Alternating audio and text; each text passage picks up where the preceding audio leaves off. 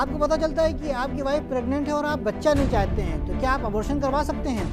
اسلام میں ابورشن کروانا جائز ہے یا ناجائز؟ کیا آپ جانتے ہیں کہ ناجائز طریقے سے ابورشن کرانے کی سزا کیا ہے اور اس کی دیت میں آپ کو کتنے کلو سونا دینا پڑ سکتا ہے؟ آئیے جانتے ہیں ابورشن کے بارے میں اسلامی نقطۂ نگاہ اس ویڈیو میں۔ نقطۂ نگاہ حوزہ علمیہ قم کی طلاب کی جانب سے نشر ہونے والا ایسا پروگرام ہے جس میں ہماری ہر بات مستند اور مستدل یعنی اوتھینٹک اور ریشنل ہوتی ہے، اور تمام پوائنٹس جو پیش کیے گئے ہیں ڈسکرپشن میں ان کے ریفرنسز موجود ہیں۔ اعوذ باللہ من الشیطان الرجیم، بسم اللہ الرحمن الرحیم۔ ابورشن یعنی بچہ گرانا یہ عمل خود قتل ہے۔ جس طریقے سے اسلام میں عام انسان کے قتل کی سزا معین ہے، اسی طریقے سے ابورشن کی بھی سزا معین کی گئی ہے۔ ممکن ہے کہ کچھ لوگوں کی نگاہ میں اس عمل کی کوئی خاص اہمیت نہ ہو، لیکن اسلامی نقطۂ نگاہ سے یہ عمل ایک جرم ہے۔ عام حالات میں ابورشن کروانا حرام ہے، لیکن بعض موارد ایسے ہیں کہ جہاں پر یہ عمل جائز ہے۔ اس ویڈیو میں ہم یہ جاننے کی کوشش کریں گے کہ کن موارد میں ابورشن حرام ہے، کہاں جائز ہے اور اس کی سزا کیا ہے۔ اس موضوع کی اہمیت کو سمجھنے کے لیے آئیے پہلے 90 سیکنڈ کی اس شارٹ فلم کو دیکھتے ہیں۔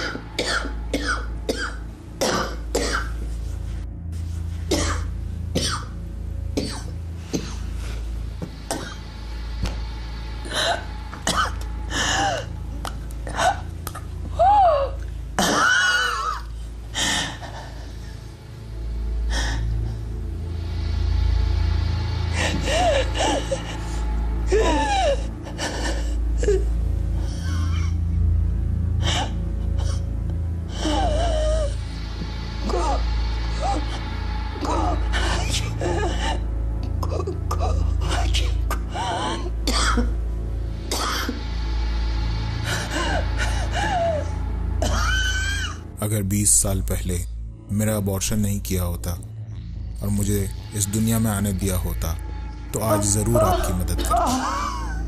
اس شارٹ فلم کے ذریعے سے ہمیں یہ میسج اور پیغام مل رہا ہے کہ ابورشن کے ذریعے سے جس بچے کو مارا جا رہا ہے، اللہ نے نہ جانے اس کے اندر کتنی صلاحیتیں رکھی ہوں گی۔ یہ بچہ بڑا ہو کر ایک ڈاکٹر بن سکتا تھا، ایک انجینئر بن سکتا تھا، یہاں تک کہ ایک مجتہد بن کر انسانیت کی خدمت کر سکتا تھا، لیکن اس بچے کو بے جرم و خطا مار دیا گیا۔ آگے بڑھنے سے پہلے اسلامی نقطۂ نگاہ سے ہم آپ کی خدمت میں دو چیزوں کو واضح کر دینا چاہتے ہیں۔ پہلی، کانٹراسیپشن یعنی دوا یا کانڈوم کے ذریعے سے حمل یا پریگننسی کو روکنا، یہ عمل اسلام میں جائز اور الاؤڈ ہے۔ یعنی اگر آپ بچہ نہیں چاہتے ہیں تو دوا یا کانڈوم کے ذریعے سے حمل یعنی پریگننسی کو روک سکتے ہیں۔ دوسری چیز ابورشن ہے، یعنی بچہ ٹھہرنے کے بعد اسے گرا دینا۔ اسلام میں یہ عمل حرام ہے اور اسے قتل شمار کیا جاتا ہے۔ اب آئیے دیکھتے ہیں کہ کن مقامات کے اوپر ابورشن کروانا حرام ہے اور کن مقامات کے اوپر جائز ہے۔ آیت اللہ خامنئی اور آیت اللہ سیستانی دامت برکاتہما کے نزدیک ان موارد میں ابورشن کروانا جائز نہیں ہے۔ عام حالات میں نطفہ ٹھہرنے کے بعد ضائع کر دینا یا بچے کو گرا دینا جائز نہیں ہے، صرف اقتصادی مشکلات کی وجہ سے بھی جائز نہیں ہے۔ اگر بچے کے پیرالائز ہونے کا خطرہ ہو تب بھی جائز نہیں ہے۔ اگر نطفہ وطیہ بالشبہ یا زنا سے ہی ٹھہرا ہو پھر بھی ابورشن جائز نہیں ہے۔ وطیہ بالشبہ یعنی کسی شخص کا کسی عورت کے ساتھ یہ سمجھتے ہوئے کہ وہ اس کی ہی بیوی ہے غلطی سے ہم بستری کرنا، ایسی صورت میں پیدا ہونے والا بچہ جائز ہوگا۔ ماں کے بدن میں خون کی کمی یا کمزوری وغیرہ کی وجہ سے بھی بچہ سقط کرنا جائز نہیں ہے۔ شرم اور بے عزتی کے خوف سے بھی بچہ گرانا جائز نہیں ہے۔ یہ وہ موارد تھے کہ جہاں پر ابورشن کروانا یعنی بچہ گرانا جائز نہیں ہے، لیکن اب سوال یہ اٹھتا ہے کہ ایک حاملہ خاتون کن مقامات کے اوپر ابورشن کروا سکتی ہے۔ اس سلسلے میں آیت اللہ سیستانی اور آیت اللہ خامنئی دامت برکاتہما فرماتے ہیں کہ ان موارد میں ابورشن کروا سکتے ہیں۔ اگر حمل کو جاری رکھنے میں ماں کو خطرہ ہو اور اسپیشلسٹ ڈاکٹر کی بات پر یقین ہو تو بچے میں روح پیدا ہونے سے پہلے ابورشن جائز ہے۔ روح پیدا ہونے کے بعد اگر ماں اور بچہ دونوں کی جان کو خطرہ ہے اور بچے کی جان کو بچانا کسی بھی صورت میں ممکن نہ ہو اور ماں کی زندگی کو بچانا بھی صرف بچہ سقط کرنے کی ہی صورت میں ممکن ہو تو ابورشن جائز ہے۔ اگر بچے کا بچنا ممکن نہ ہو اور اس سے ماں کو بھی خطرہ ہے تو ایسی صورت میں ابورشن جائز ہے، اور ایسا کرنے سے شوہر منع بھی نہیں کر سکتا ہے۔ جڑوا یا اس سے زیادہ بچوں میں سے کوئی ایک خراب ہو جائے اور اس سے دوسرے بچوں کو خطرہ ہو اور اسے نکالنے کی صورت میں دوسرے بچے سلامت رہ سکتے ہوں تو جائز ہے۔ اگر ناقص یا پیرالائز بچے کی حفاظت اسے پالنے میں والدین کے لیے حد معمول سے زیادہ مشکلات اور حرج ہو تو روح پیدا ہونے کے بعد بھی بچے کو سقط کرنے میں کوئی حرج نہیں ہے۔ آیت اللہ خامنئی حفظہ اللہ کے نزدیک اگر بچے کی جان کو خطرہ ہو اور ڈاکٹرز کہیں کہ اسے رحم سے نکال کے مشین میں رکھ کر بچایا جا سکتا ہے تو جائز ہے، اس میں روح پڑنے یا نہ پڑنے میں کوئی حرج نہیں ہے۔ آیت اللہ خامنئی حفظہ اللہ کے نزدیک اگر والدین میں پائی جانے والی کسی بیماری یا عیب کا بچے میں منتقل ہونے کا خطرہ ہے اور اس کے لیے پریشانی اور مشکل کا سبب ہے تو بچے میں روح پیدا ہونے سے پہلے سقط کرنا جائز ہے، لیکن احتیاط واجب کی بنیاد پر دیت دینا ہوگی۔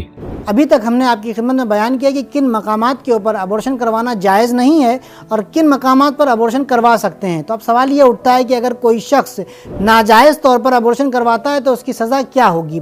اس کا جواب یہ ہے کہ اگر کوئی شخص ناجائز طور پر ابورشن کرواتا ہے تو اسے دیت دینا پڑے گی۔ آئیے پہلے سمجھ لیتے ہیں کہ دیت کسے کہتے ہیں۔ دیت شریعت میں اس مال کو کہتے ہیں جو کسی آزاد انسان کی جان یا اس کے کسی عضو کو نقصان پہنچانے کے بدلے دیا جاتا ہے۔ اب سوال یہ پیدا ہوتا ہے کہ دیت کتنی دینی ہوگی اور یہ دیت کون دے گا؟ تو آئیے پہلے جان لیتے ہیں کہ دیت کس پر دینا واجب ہوگا۔ رہبر انقلاب آیت اللہ خامنئی حفظہ اللہ اور حضرت آیت اللہ سیستانی حفظہ اللہ دونوں ہی کے فتووں کے مطابق دیت اس شخص پر واجب ہے جو مباشر طور پر یعنی ڈائریکٹلی ابورشن کو انجام دے رہا ہے۔ مثال کے طور پر اگر ڈاکٹر ابورشن کر رہا ہے تو دیت ڈاکٹر پر واجب ہوگی، اگر نرس انجیکشن دے رہی ہے تو دیت نرس پر واجب ہے، یا اگر عورت خود کوئی دوا کھا رہی ہے تو دیت ماں پر واجب ہے۔ اس کے علاوہ ایک اور سوال ذہن میں آتا ہے کہ دیت دی کس کو جائے گی؟ تو اس کا جواب یہ ہے کہ اگر ابورشن ڈاکٹر یا نرس نے کروایا ہے تو وہ دیت کو ماں یا باپ کو دیں گے۔ اگر بچہ ماں نے گروایا ہے تو وہ اس کی دیت باپ کو دے گی، اور اگر باپ نے کوئی ایسا کام کروایا ہے کہ جس کے ذریعے سے حمل ساقط ہو گیا ہے تو اس کی دیت باپ ماں کو دے گا۔ یاد رہے کہ جن لوگوں کو دیت دی جا رہی ہے وہ اپنی رضامندی سے دیت کو معاف کر سکتے ہیں، لیکن آیت اللہ خامنئی دامت برکاتہ فرماتے ہیں کہ دیت معاف کر دینے کی صورت میں ان پر سے ساقط تو ہو جائے گی، لیکن اس کے باوجود ان پر کسی انسان کی جان لینے کا یا اس سے ملتا جلتا گناہ باقی رہے گا۔ اب اگر کوئی حرام اور ناجائز طریقے سے ابورشن کراتا ہے تو اس کی دیت کیا ہوگی؟ اس بات کو سمجھنے اور جاننے کے لیے ضروری ہے کہ پہلے ہم یہ جانیں کہ انسان کی خلقت کے کتنے مراحل ہیں۔ قرآن کریم انسان کے خلقت کے مراحل کو اس طریقے سے بیان کرتا ہے۔ پھر ہم نے اسے نطفے کی صورت میں ایک محفوظ مقام میں رکھا، پھر ہم نے نطفے کو منجمد خون بنایا، اور پھر ہم نے اس منجمد خون کو گوشت کا لتھڑا بنایا، پھر اس لوتھڑے سے ہڈیاں پیدا کی، پھر ان ہڈیوں پر گوشت چڑھایا، پھر ہم نے اس میں روح ڈال کر ایک دوسری مخلوق بنا دیا۔ لہٰذا بڑا بابرکت ہے وہ اللہ جو بہترین خالق ہے۔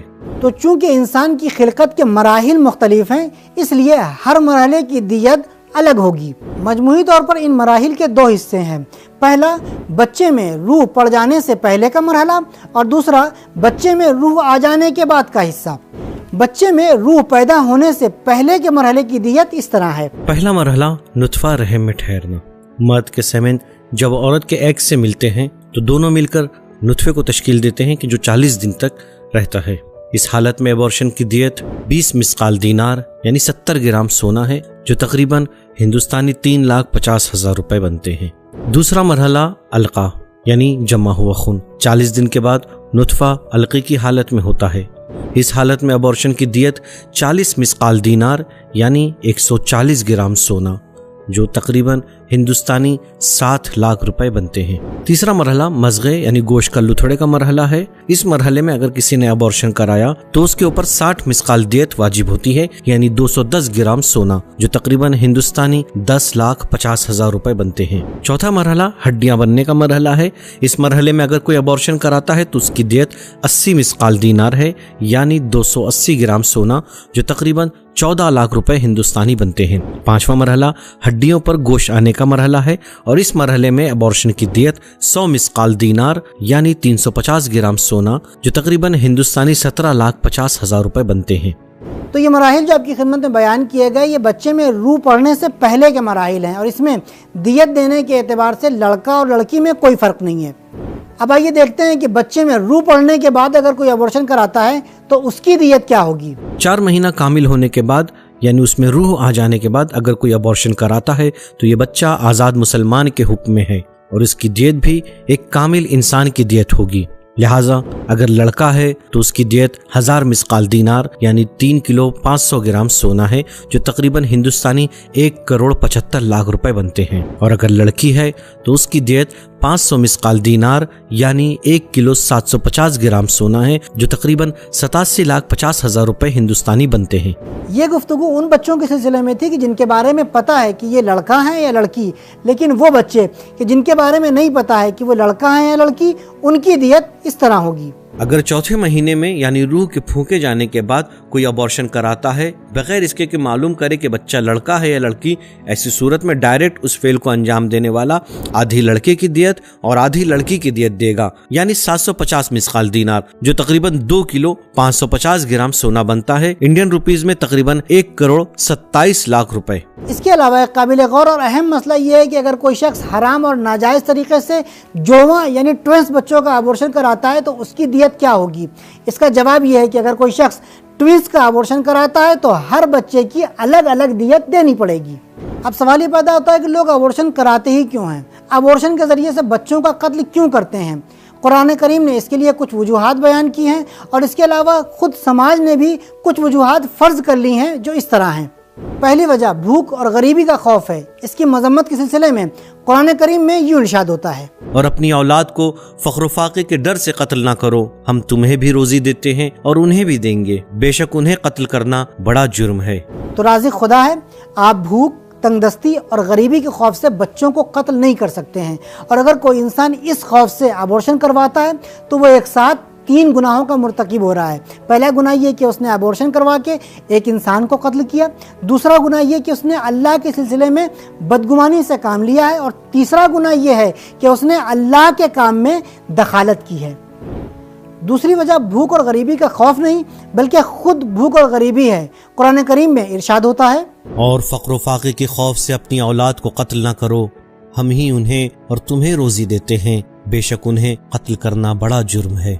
تو بھوک اور غریبی کے خوف یا خود بھوک اور غریبی کی وجہ سے ابورشن کروا دینا، بچہ گرا دینا حرام ہے، اور یہ عمل کسی بھی صورت جائز نہیں ہے۔ رازق خداوند عالم ہے، انسان کو چاہیے کہ اللہ سے دعا کرے، اہل بیت سے توسل کرے اور اپنی زندگی کو بہتر سے بہتر بنانے کی کوشش کرے۔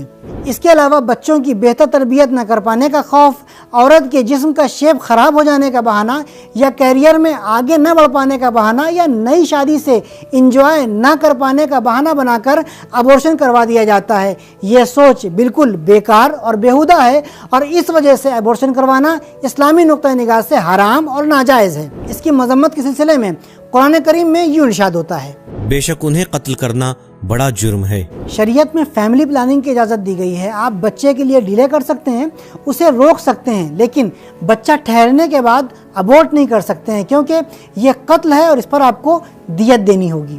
اور دوسری بات یہ کہ شادی کا مقصد ایک اچھا خانوادہ اور معاشرہ تشکیل دینا ہے، اور شادی شدہ زندگی کا اصلی مزہ اور اصلی لطف بچوں کے ساتھ ہے۔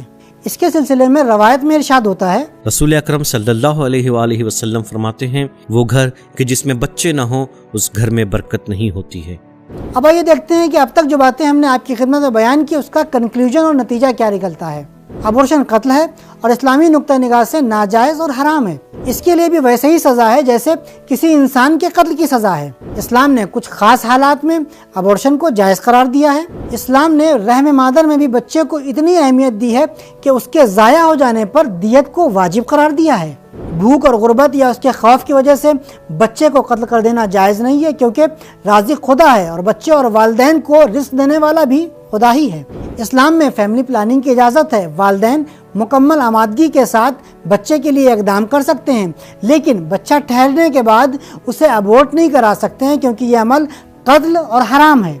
شادی کا اصلی مزہ اور لطف بچوں کے ساتھ ہے، اور اسے ایک مکمل شادی شدہ زندگی کہا جا سکتا ہے۔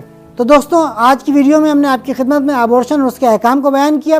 انشاءاللہ نقطہ نگاہ میں ایک نئے ٹاپک کے ساتھ آپ کی خدمت میں حاضر ہوں گے۔ تب تک کے لیے خدا حافظ۔